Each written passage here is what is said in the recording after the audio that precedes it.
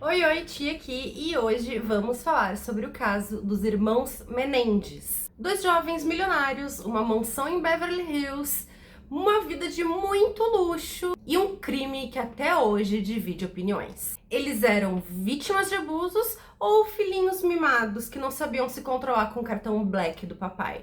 Essa história é tão absurda que até parece roteiro de filme. Inclusive, tem roteiro de filme por trás, mas calma que eu vou contar tudo pra vocês. Então fica até o final que eu vou mostrar pra vocês os bastidores de um dos julgamentos mais famosos dos Estados Unidos, que virou um espetáculo de TV.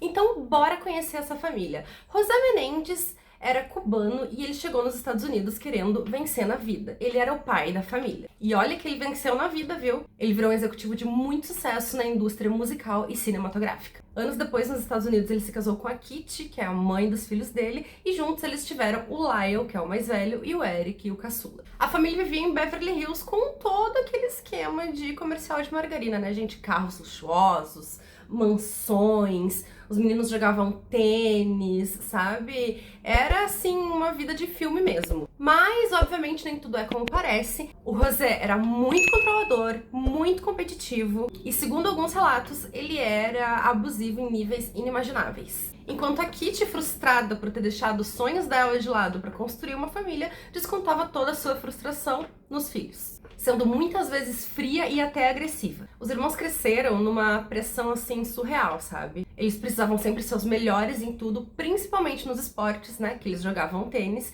e quando não eram, o pai fazia questão de humilhar eles. Muitos anos depois, no julgamento, eles afirmaram que eles sofriam, inclusive, abuso sexual por parte do pai, enquanto a mãe deles, a Kitty, sabia de tudo e não fazia nada. Obviamente, como resultado dessa criação maravilhosa, em algum momento os filhos iam se rebelar. Então eles começaram a roubar casas, se meter em confusão. E detalhe, o Eric chegou a escrever um roteiro de filme onde dois filhos assassinavam os pais por causa da herança. Então, na noite de 20 de agosto de 1989, Lyle e Eric foram ao cinema para ver Batman, enquanto José e a Kitty ficavam em casa assistindo TV. Mas naquela noite, os dois irmãos voltaram e entraram em casa munidos de espingardas. José levou vários tiros, incluindo um tiro fatal na nuca, enquanto a Kitty tentou fugir, mas foi atingida 10 vezes e o último disparo foi no seu rosto. A cena foi descrita como brutal e vingativa, sem cara de ser um assalto, e sim uma execução. Para tentar despistar, eles tentaram simular como se fosse um crime da máfia. Depois disso, eles ligaram para a polícia, chorando, dizendo que tinham acabado de chegar do cinema e encontraram os pais mortos. A polícia, que podia ter feito um teste de pólvora na época nos meninos, não fez, o que foi um grande vacilo e acabou atrasando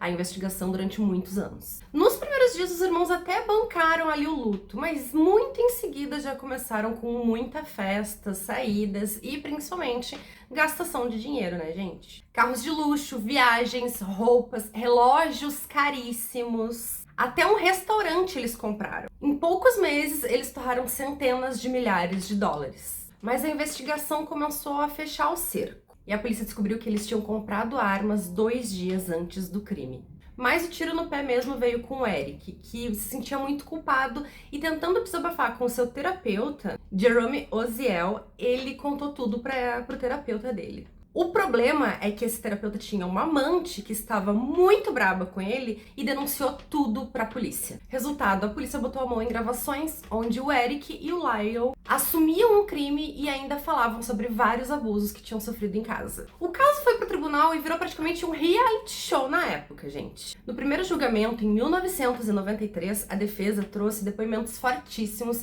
sobre os abusos que os meninos sofriam.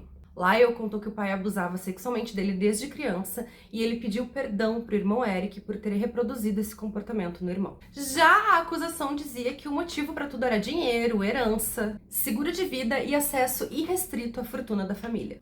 O público, obviamente, ficou dividido. Então, uma parte achava que eles eram monstros assassinos que mataram os próprios pais, enquanto uma outra parte entendia que eles eram vítimas de abuso durante muitos e muitos anos. O primeiro júri não chegou em nenhum consenso, mas em 1996, no segundo julgamento, eles foram condenados por duplo homicídio em primeiro grau e conspiração.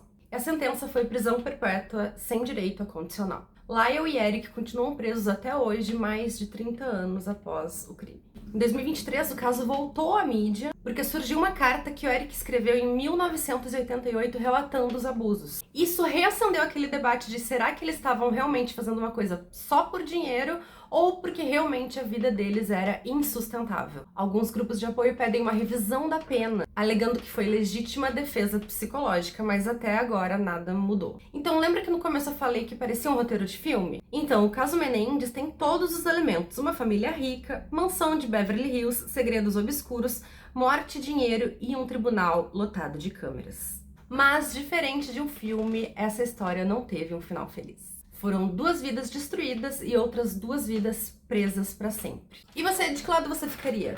Acha que os irmãos eles foram realmente vítimas de uma infância abusiva ou que tudo foi só uma desculpa pra dar milhões e milhões em dinheiro? Comenta aí, porque esse é um dos crimes mais famosos de True Crime. Aliás, tem até temporada na Netflix, né, da série Monstros, que conta a história deles. Já aproveita e curte o vídeo, compartilha com aquele teu amigo que ama teorias da conspiração e, é claro, já se inscreve no canal, que eu prometo trazer muito mais histórias perturbadoras que parecem saídas de uma série da Netflix.